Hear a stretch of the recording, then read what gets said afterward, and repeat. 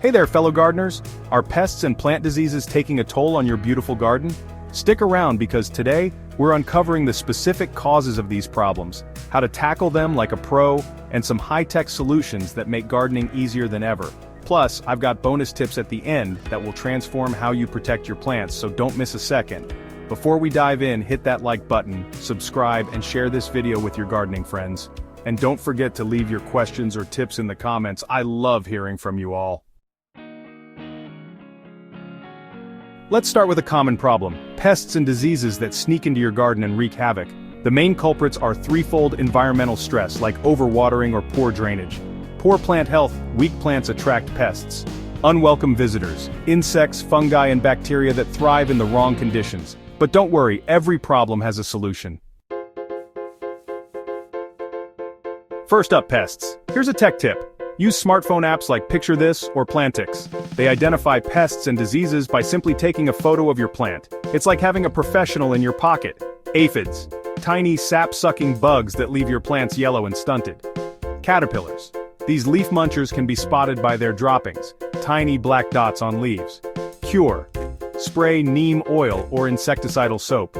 For caterpillars, hand-pick them and use natural predators like ladybugs. Now, diseases. Most are caused by fungi, bacteria, or viruses. For example, powdery mildew. Looks like your plants have been dusted with flour.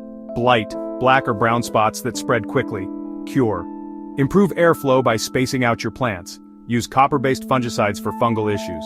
Bonus tech: try a soil moisture sensor to avoid overwatering, which invites fungal problems. Prevention is your best ally. Here's how you can stay ahead of the game. Crop rotation: don't plant the same crops in the same spot every year.